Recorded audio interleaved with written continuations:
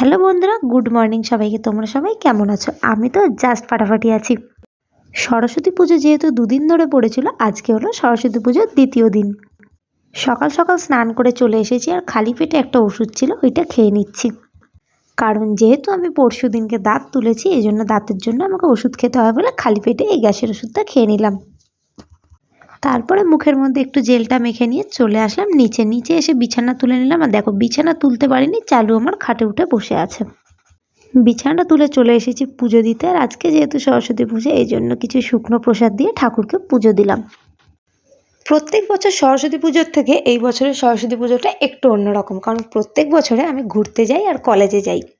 এই বছরে আমার ঘুরতেও যাওয়া হয়নি আর কলেজেও যাওয়া হয়নি। কি আর করা যাবে, প্রত্যেক বছর তো আর সমান যায় না। পুজোটা দিয়ে বাবাকে আর চালুদেরকে খেতে দিয়ে দিয়েছিলাম, যেহেতু এখন আমি কিছু খাবো না, আর আমি যতক্ষণ না খাবো চালুরাও আমার না খেয়েই বসে থাকবে।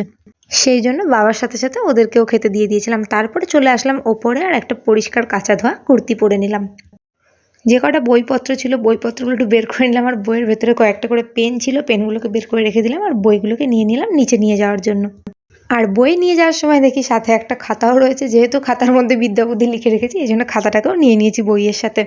সারা বছর পড়াশুনো করার নামগন্ধ নেই, এদিকে বই খাতা ঠাকুরের পায়ে দিতেই হবে। চলে আসলাম নিচে, আর নিচে এসে দেখলাম ঠাকুরমশাই সবেমাত্র পুজোয় বসেছেন, বইগুলোও রেখে দিলাম ওখানে। তারপরে দিয়ে নিলাম অঞ্জলি, আর অঞ্জলি দিয়ে চলে আসলাম ঘরে। তারপরে লাবণীদিকে বললাম যে একটুখানি ম্যাগি করে নিয়ে আসার জন্য। ওর আর আমার জন্য 2 প্যাকেট ম্যাগি করে নিয়ে লাবণীদি ওপরে চলে এসেছে। আর পরেছি আজকে এই হলুদ কালারের শাড়িটা, আর তারপরে ম্যাগিটা খেয়ে নিলাম, আর সাজুগুজু করে চলে আসলাম নার্সিংহোমে। আমাদের নার্সিংহোমে কালকেই পুজো হয়ে গেছিলো। ঠাকুরের মুখটা দেখো কতটা মিষ্টি। যেহেতু হঠাৎ করে পুজোর কথা হয়েছিল, এই জন্য তাড়াহুড়ো করে জোগাড় যন্ত্র করে পুজো হয়েছিল।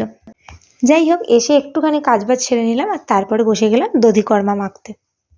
দধিকর্মা মাখতে গিয়ে এখানে দেখলাম আর একটুখানি খই আর চিড়ে লাগবে, আবার একটা দাদাকে আনতে পাঠালাম, দিয়ে কিছুক্ষণ বসে থেকে তারপরে মাখলাম। আজকে নার্সিংহোমে আসার সময় দেখলাম সবাই ঘুরতে যাচ্ছে, আমারও মনটা একটুখানি খারাপ হচ্ছিল। তবে হ্যাঁ, আমারও ঘুরতে যাওয়ার খুব একটা ইচ্ছে ছিল না। যদি ইচ্ছে থাকতো, আমার বন্ধু বান্ধব অনেকেই ঘুরতে বেরিয়েছিল, কলেজে গেছিলো, স্কুলে গেছিলো, আমি তাদের সাথে যেতেই পারতাম। আমার যেহেতু বিশেষ একটা ইচ্ছে ছিল না, এই জন্য আমি আর যাইনি। কালকে সরস্বতী পুজো হয়েছিল, আজকে নার্সিংহোমে যেহেতু খাওয়া দাওয়া রয়েছে, এই জন্য আমরা চলে গেলাম খাবারটা নিতে। আর দেখো, রাস্তার এই পার থেকে ওই পার যাবে সেই করতে গিয়ে শাড়ি ঠিক করা, সাজগোজ করা, এই হই সেই করতে গিয়ে অর্ধেক সময় নষ্ট। আর এদিকে আমার দোস্ত লাবণীদি আজকে আসেনি, কারণ তার কলেজে আছে খাওয়া দাওয়া, সেই জন্য সে সেখানে গেছে। আমরা 3 জনে গিয়ে খাবারটা নিয়ে চলে আসলাম। ছিল খিচুড়ি, বেগুনি, একটা পাঁচমিশালির তরকারি, চাটনি আর মিষ্টি। আর প্রত্যেকটা খাবার ছিল খুবই টেস্টি। আর যেহেতু আমাদের খুবই খিদে পেয়েছিল, এই জন্য আর কোনো দিকে না তাকিয়ে গল্প টল্প পরে হবে, আগে আমরা তাড়াতাড়ি করে খেতে বসে গেছি। তবে হ্যাঁ, বেগুনিটা এত টেস্টি ছিল, বেগুনি দিয়ে খিচুড়ি খেতে খুবই ভালো লাগছিল। যেহেতু খুবই খিদে পেয়েছিল, প্রথম দিকটা তাড়াহুড়ো করে খেয়ে নিয়েছি, আর তারপরে যখন পেট ভরে গেছে, তারপরে আস্তে আস্তে গল্প করতে করতে খাচ্ছিলাম। খিচুড়িটা তো অনেকটাই ছিল, এই জন্য আমি একদমই খেতে পারিনি, আর একটুখানি খাবার খেলেই তো আমার পেট ভরে যায়, এই জন্য একটুখানি খেয়েই ব্যাস আমার খাওয়া হয়ে গেছে। সবাই দেখি একবারে পেট ভরে খায়, কিন্তু আমার আবার এক সমস্যা, আমার আবার বারবার করে খিদে পায়, একবার আমি একদমই পেট ভরে খেতে পারি না।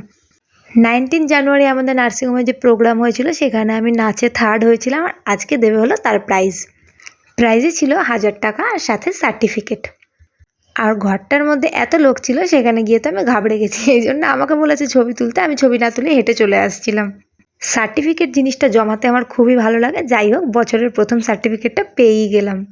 বাড়িতে এসে একটুখানি মেখে নিলাম ফেস প্যাক, আর আমাদের পাড়ায় যে পুজো হয়েছে তার খাওয়া দাওয়া ছিল ফ্রাইড রাইস আর আলুর দম।